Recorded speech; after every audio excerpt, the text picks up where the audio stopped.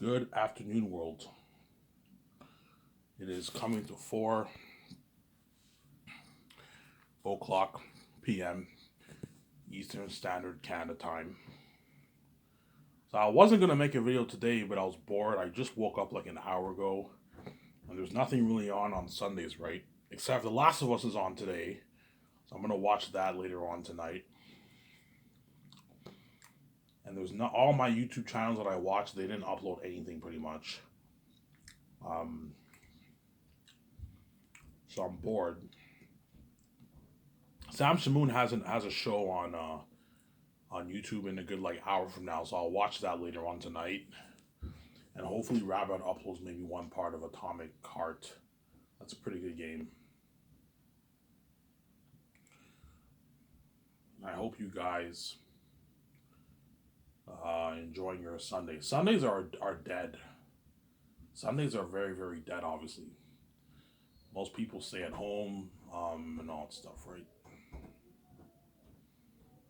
Yeah. So I hope you guys enjoyed my video I made 2 days ago. I only make like a 45 minute, maybe 1 hour video today. I don't feel like making a full video. But I've been making full videos for the past like 4 or 5 days of last week, right? We're now in a new week last week. Because Sunday is the first day of the week. It's not Monday. It's Sunday. Sunday is the first day of the week. But people think it's Monday because Monday is a weekday, right? But Sunday is the first day of the week. Saturday is the last day of the week. So we're in a new week now, right? So I hope you guys enjoyed my video I made last week. Obviously. Chances are it'll be every week will be inconsistent. Some days I'll pump out videos like maybe 4 times a week. Other days I'll pump out videos five. Other days two. It just depends on how I feel, how lazy I feel, obviously. And you guys better enjoy this series while you still can. Because once I'm king, I'm peacing out, man. You're not saved or left behind. I keep saying that.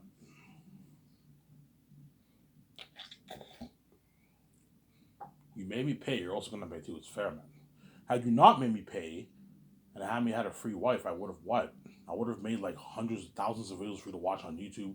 You would have seen me in the public eye, Jimmy Fallon show, everything.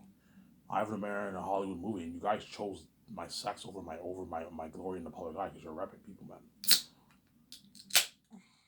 That's what God did in the Bible. Adam and Eve were in paradise. They were in God's presence. They saw paradise. You guys saw the amazing glory of God and of me reaching the public eye. You took it for granted. Yes, seeing me behind the scenes is cool. Seeing me try my wife is cool, but it's not the same as seeing me in the public eye. Seeing me in the public eye is much cooler than seeing me behind. Because everything I'm doing is all behind the scenes. You're seeing my glory, but it's all behind the scenes. My movies are not going to be released to theaters unless I build a theater chain, which I'm not going to do. It's too priced, too expensive. It's easy to afford to make my money back, but I'm not going to build a theater chain. My movies are going to be released on 4K Blu-ray. You'll still get a good experience at home, but it's not the same thing as seeing my movies at the theaters, right? It's better quality than the theaters, but the theaters is still a better experience because it's cooler seeing a movie in the theaters. Because 4K Blu-ray is better than what you're getting, the HD you're getting at the theaters, obviously. But the theatrical experience is still a cooler experience. Whereas having a home theater system is a cool experience, but it's not the same thing as watching it in a theater, in a big movie theater with everyone there. Because I'm rich, I can easily afford to put money into an IMAX, a private IMAX home theater in my condo. Easily put a good 1.5 $2 million towards my theater room. So I'm gonna get the IMAX experience when I watch Zanus, obviously. Yeah, so I went to the store earlier. I bought myself smokes and beer. So when I make this video, I'm gonna have one. I'm drinking one beer right now. I'm not gonna drink a bunch of beer. I'm just gonna drink one beer.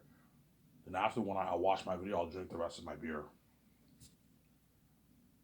I might drink 1 or 2 beers. And after when I upload my video, when I watch my video, I'll drink the rest of my beer. Obviously.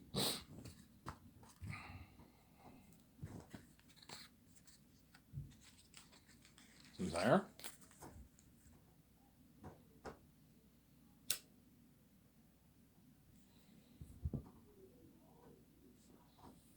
So I'm going to talk about Xanax as usual. I'm going to talk about Xanax as usual, obviously.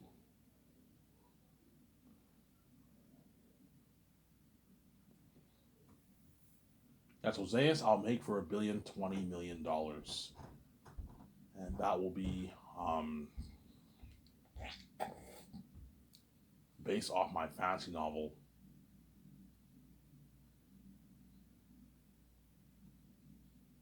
that I wrote, The Last Hope for Zanus. I'm pushing 400 pages into my edit, guys. I'm almost done. I'm more than halfway. I'm 3/4 into my book now. I have about 3.5 chapters left. And that's how you know my book is a long ass book, man. On the computer right now, it's at 600 pages. So that means my book will be probably like an 800, 700 page book, man. 700-page book. It's a long book, man. Not as long as Lord of the Rings, the Lord of the Rings trilogy, but it's longer than the whole Fellowship of the Ring book. And Fellowship of the Ring, I read the book, it was fucking long, and looking at a long, long book. Because my book is so sick, the 500 page, the 700 pages are gonna brush by so fast because you're gonna keep turning the page and reading it because you're hooked. The book is so good, obviously. Yeah, that's why you're looking at an amazing movie. Trust me, once Peter Jackson, once once Peter Jackson,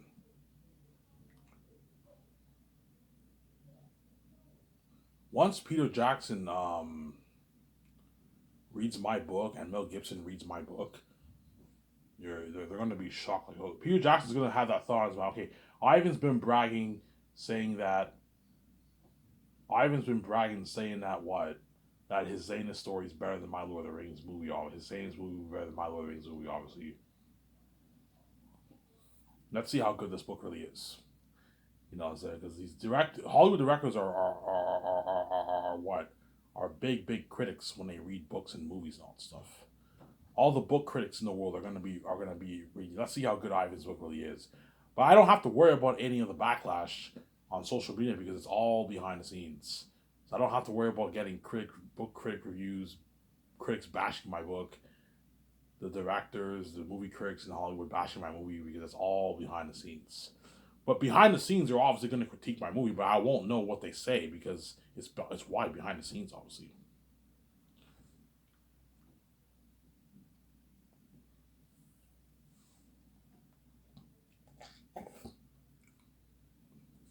Samsara?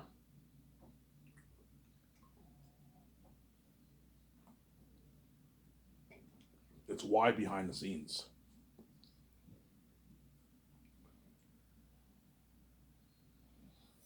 Yeah, Peter Jackson, Mel Gibson, they buy my ebook or my print. High chance most people are going to buy the ebook because they don't want to wait, and it's cheaper. I'm only selling it for $22, which is like 26, $27 with taxes. That's cheap, obviously. That's affordable for the world. Whereas the people out there who are like Brian Durfee said he doesn't like reading ebooks, so he will obviously buy my print. Brian Durfee will buy my print. He'll probably buy my print for $99. Yeah, I'll sell my print for $95 to $99 around there. 95, $99. Just depends how much my book costs. The cost is like something like $30. I'm gonna sell it for 100. That way I make a nice profit for myself. 90 to 100 I'll sell it for. 89.99 or like 95 or like $100. $100 max. I'm not gonna go any higher than that. Because I'm gonna sell my 3 volumes will be in my one. I'm not selling 3 separate books. I'm selling one. It's one volume, but one book, but the 3 volumes are contained in the one book.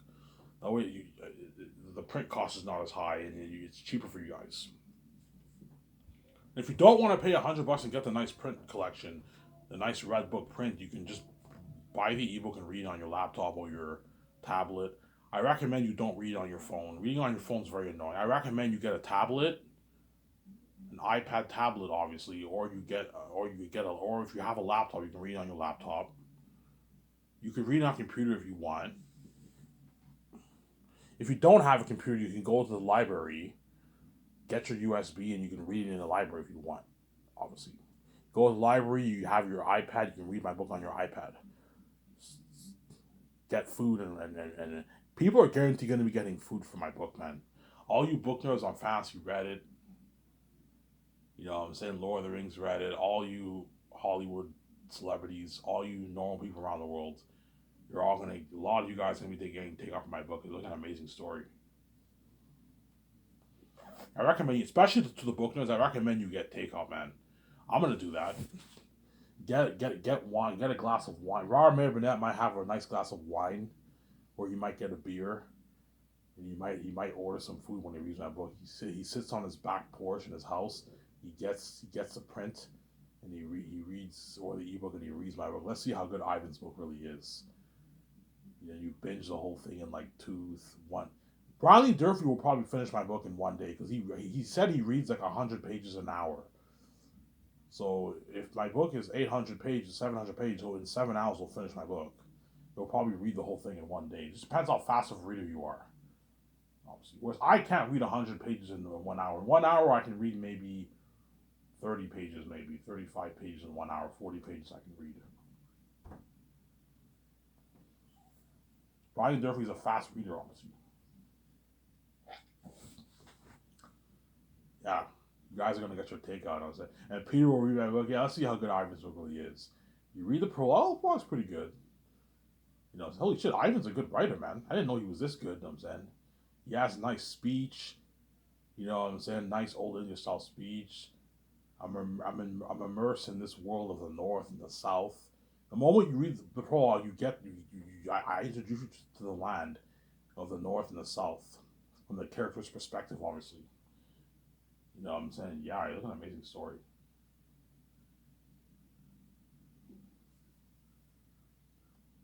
It's an amazing story, yeah,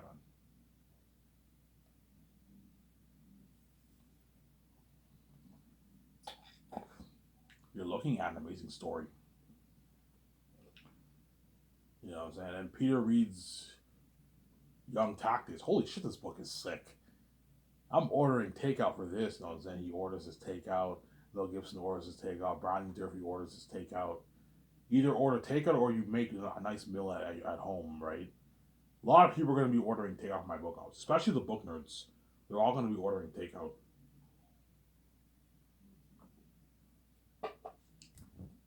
This is amazing. I'm going to get takeout. I'm probably going to get pizza for myself. I'm going to order myself a box of pizza. And I'm going to read the book. I'm going to go to the store, get 6 beers. And then I already read my book many times, but I want to read it in print form. You know what I'm saying? I get the print in the mail and I binge the whole thing in like 3 days. I read my whole book in like 3-4 days. I read the whole thing. I'm not a fast reader, so I'll probably read my book in maybe 3 to 5 days. I'll read my whole book. All day long I spend reading my book. Let's see how good my book is. I'm like, holy shit, this book is sick. I can't believe I wrote this. This is sick. You know what I'm saying, yeah. Sit down in my room and I get my beer and I read it and then have a smoke. And I order like a box of pizza for myself. And before you know it, it's 22 years later with Young Tactius. Peter reads that. Holy shit, this is sick. He's starting to picture all the scenes in his mind. Yeah, I can see this as a movie, yeah. You know what I'm saying? And you finish volume 1. You finish volume 1. You know what I'm saying? And before you know it, you're in volume 2. And volume 2 is even better than volume 1. That's when you meet all the Southlands, like Lithia, Job, Eli, Cornelius, Mary, and Belle, and Elizabeth, right? Obviously. You meet Southlands in volume 1, but the only Southlands you meet in volume 1 are Sirius and Papyri. Whereas the rest of the Southlands in the book, the supporting characters, you don't see them until volume 2.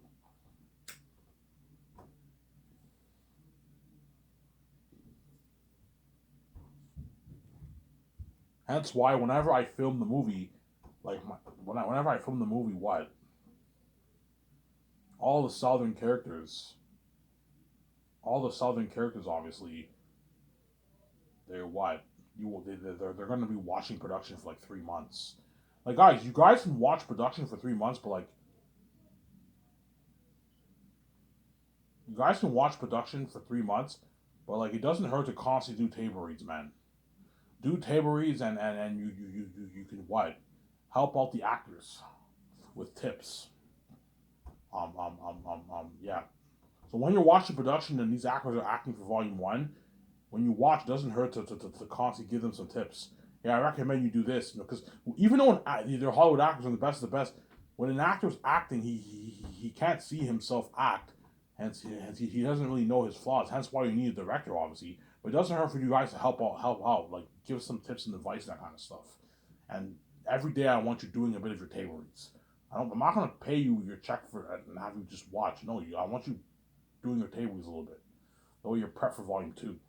But you don't see the Sulligans until volume 2. The only Sulligans you see in volume 1 are Sirius and Papyri. So you'll see Yvonne Joje in volume 1, and you'll see Sirius, his foster parent, obviously. But even though Sirius is Papyri's foster dad, right? He calls him Sirius. He doesn't call him father. He calls him Sirius. But Sirius he sees him like a son. Sirius sees Papyri like his own son, but it's not his real son, obviously. I'm saying? Yeah, you're gonna see Peter Jackson. What? He reads volume 2. Holy shit, this book is sick. And then you get to volume 3, and you get the big plot twist, obviously, and he's done for the whole book, and that thought will finally cross his mind. Yeah, this is a masterpiece. I can't see any fantasy author coming up with a better story than this, man. This is like what? This is like a legendary story on like biblical proportions, man. Like I can't see any story topping this fantasy story. Yeah, I can't see any fantasy book topping this fantasy story. It's so good, obviously. It doesn't get any bigger or better than that. It does not get any bigger than Zanus. It doesn't get any better than Zanus. It's the best fantasy literature ever written. I'm saying it. I'm putting that on the record right now.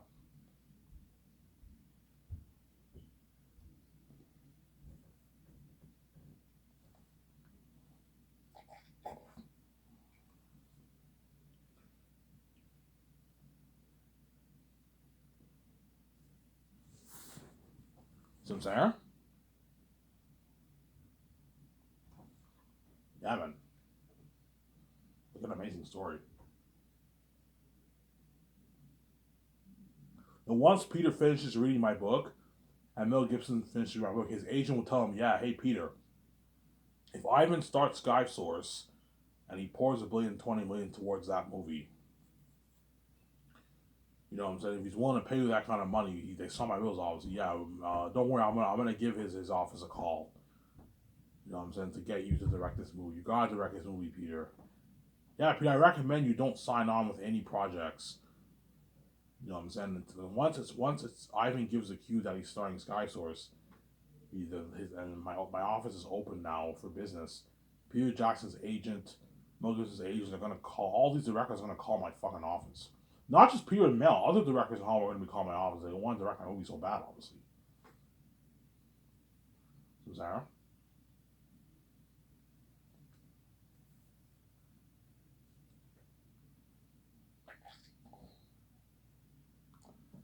They wanna direct my movie so bad. Obviously.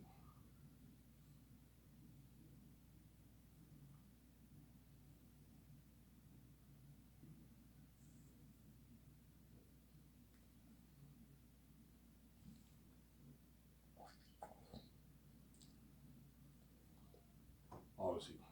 You guys will get the cue when you see me trending with George Lucas. If I don't trend with George Lucas now, I decide not to start Sky Source. There's probably, a 10-50% chance I won't start Sky Source, and 85% chance I will start Sky Source. Because I know I can easily be lazy and just live the life. I don't even have to work. Yeah, I don't have to work. If I make $10 billion, I never have to work again. I can just live the life, go to bars, go to restaurants, travel the world, build my condo, buy my jet, buy my yacht, go clubbing. You know what I'm saying? Go to events and just chill and work out. I don't have to work, and I'll be trending online, but I'll be a bit bored. I know that'll eventually get boring. It's good. Even though you're a billionaire, it's good to work. It's not good to be lazy. Working is good for you. It's a dream of mine to be a movie star, and that's why much higher chance I'm gonna start Skyfall, obviously. When you see me training with George, that's the cue. Ivan is playing Skyfall with George. From Sarah.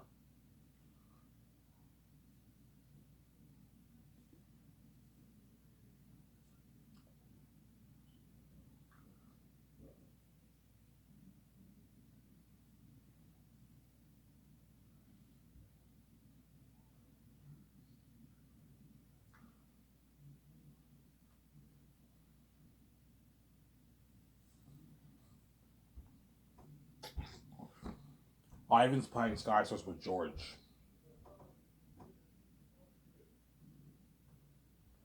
Obviously.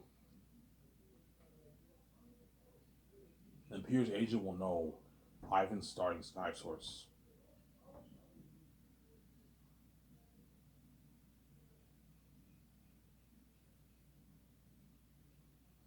with George.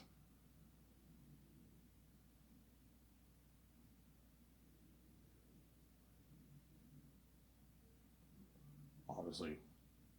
And Peter knows $1,020,000,000 budget is the biggest budget movie ever made. Since he wants to be a part of that project so bad. Mel Gibson wants to be a part of that project so bad. They read my book. Yeah, this is like the best fan story ever told. They want to be part of that story, obviously. And they know how much money I'm willing to pay them, and more than what Hollywood pays them, and they're going to want to work for me so bad, obviously. And the perks, too. The luxury buffet, luxurious buffet. I'm going to serve them a nice buffet for third year and fourth year. And the first year, they get a nice buffet at the restaurant. But the one when they're in Switzerland, they get that nice buffet, man, all you can eat buffet. Obviously. Limo services, the parties, my yacht and condo. You know what I'm saying? Yeah, all these nice perks, man. Flying on my private jet. Even though Peter and Mel Gibson own private jets, they don't own a jet. They don't own the kind of jet. Like, Peter owns like a $60 million jet, whatever it is. Whereas I'm going to be owning like a $300 million jet. Peter can afford a $300 million jet, but it's a big con in his budget. He's not as rich as me, you know what I'm saying? Yeah.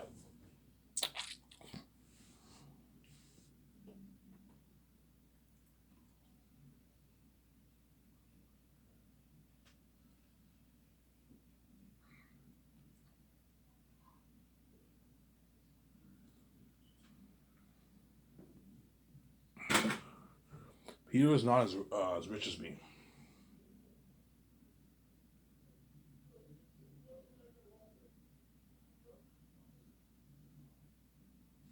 Yeah, I'm only gonna make a like 30-minute video here, guys. I'm tired. I don't feel like making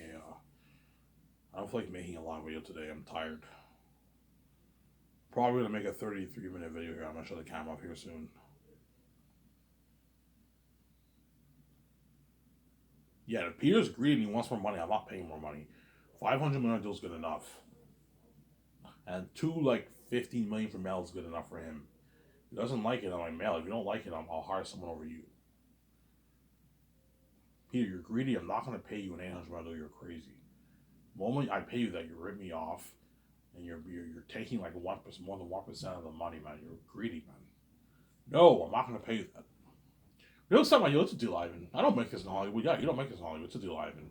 $500 is a lot of money. That's a big contract. Yeah, 300 million plus in your bank after taxes for Peter Jackson.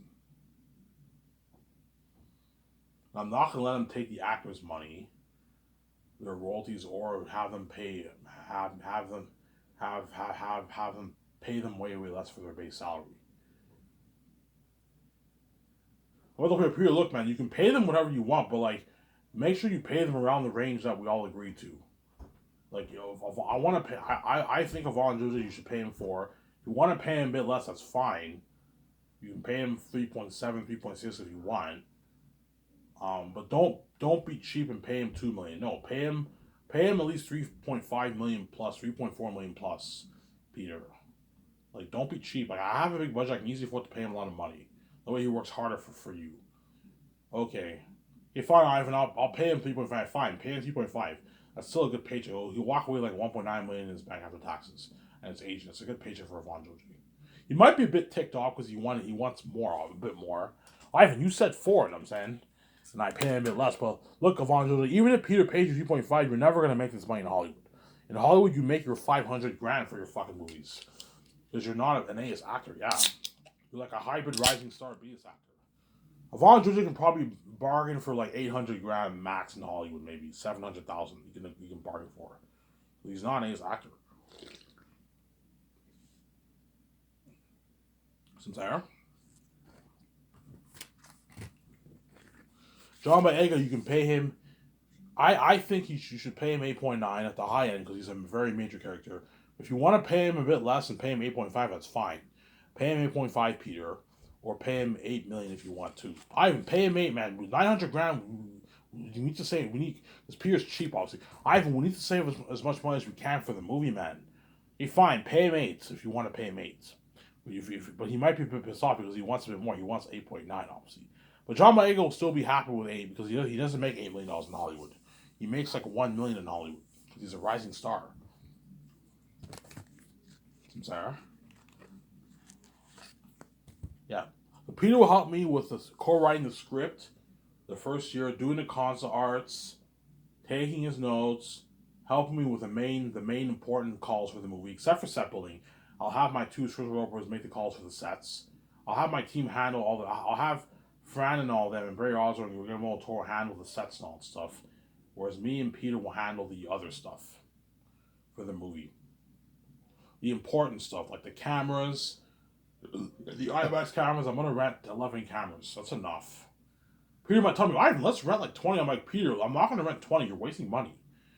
For each scene, we can have 4 or 5 cameras at a time. That's enough cameras. And in some scenes, we film with all 11 cameras. For the war, we can use all 11 cameras for the scenes. For most of the main shots, we film with 5 cinematographers film. Or we can film with all 11 cameras for every scene if you want. That way you get more angles. We'll see what happens, obviously. But 11 cameras is more than enough. I'm going to hire a good 11 cinematographers. That's enough. I'm going to have 11 cameras. 11 big, like, high-end, like, film IMAX cameras I'm going to rent. Peter, IMAX cameras are expensive. They're $16,000 a week to rent, man. And renting 11 is costing me like $9 million with the 10 months of shooting. Yeah, it's a lot of money, man. And he'll help me with the call for the equipment for the cameras. The equipment for the cameras, obviously. All the lighting equipment, all the sound equipment, all the camera moving stands, the best ones in the business we can rent. Obviously, we're gonna call the Virgin Talk Hotel and we're gonna book the hotel.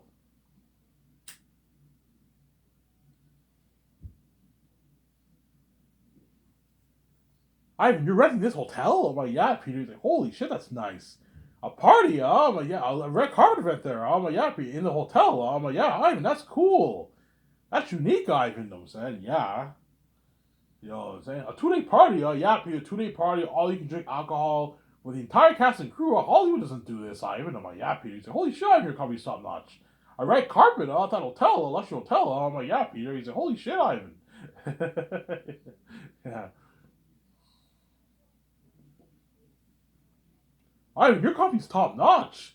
4K Blu-ray, 4K Blu-ray box set. Partying it up. 2-day party at a luxury hotel for the entire cast and crew. Red carpet at that luxury hotel, Ivan. Oh, yeah, your company's top notch, Ivan. I'm like, yeah, it is. So help me to call for the deal for Virgin Dark Hotel. So the $10.1 million deal to book the hotel for 2 days for the entire cast and crew. Obviously.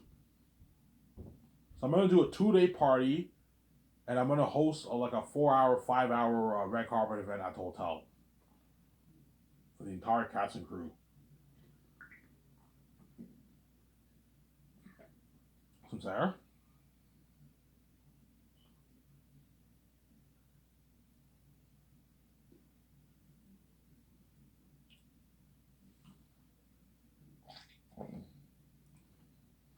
For the entire cast and crew, obviously. And it'll help me with the interesting one, the computer software CGI technology for visual special effects. I'm gonna put a good. Ivan, how much money you put? I'm gonna put 410 million. 410 million. I'm like, yeah, Peter. 410 million, and the leftover money I have after filming is completed, I'm pouring the rest of that towards visual effects. I'll save some of the money because I have to fly all the actors and crewmen to the hotel. That all costs us money. But like majority of that money, if I have like 40 million left over, 50 million left over in the budget, I'm gonna pour like 45 million towards visual effects. And you're probably looking at 450 million towards visual effects. And you're looking at something unheard of. Ivan, you're looking at a world better than James Cameron's Avatar Pandora, Ivan. You're looking at action scenes which is better than my Lord of the Rings movies. And horror, that will make The Exorcist and My Ring Race and the Orc High look good. Yeah. Looking at unheard of horror, unheard of visual effects, unheard of warbling, unheard of action scenes, which is something, yeah, you and your actors are going to be badasses, Ivan. Badass stars. I'm like, yeah, it looks like top notch.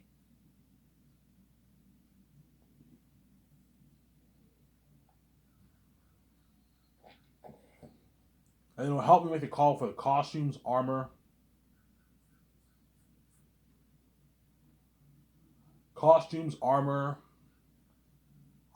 So the fabric. So we have to make the calls for all the fabric for the clothing and the sewing machine equipment to custom make all the costumes for all the actors, as well as the extras and once they reach their limit, you call a top company, you rent the clothing or buy the clothing for all the extras. You have to get the tools for the armor and weapons to create the armor and weapons for Weta Workshop. You have to rent a good like 5, 6 printing mask machines to print all the prosthetic 3D print masks, professional masks that all the demonic actors are gonna, animal characters are gonna wear in the movie. Obviously, it all costs money. Put $37 million towards it. That's looking at a big budget. And then you'll have to make the call for the food. We're gonna call the best farms. The chefs give us all the ingredients, and we call the best farms in Switzerland, and we buy all the food. Rent the vending machines, buy all the software, the soft drinks, the milkshakes, the coffee, French vanilla, the tea, and what? You even have hot chocolate, perhaps. And we buy all the food, potatoes, rice, all the veggies and fruits in the farms. You know what I'm saying? Yeah. The beef, the pork, the chicken, the cheese, the dough, flour for dough, right? For the pizza, for the cakes, milk for the ice cream and all stuff. Yeah, a lot of work. Eggs, obviously, all going towards it. That's why we're looking at a luxury menu. I know how to make the call for renting the kitchen equipment, where the chefs are going to cook the food. Right? Shama Conover.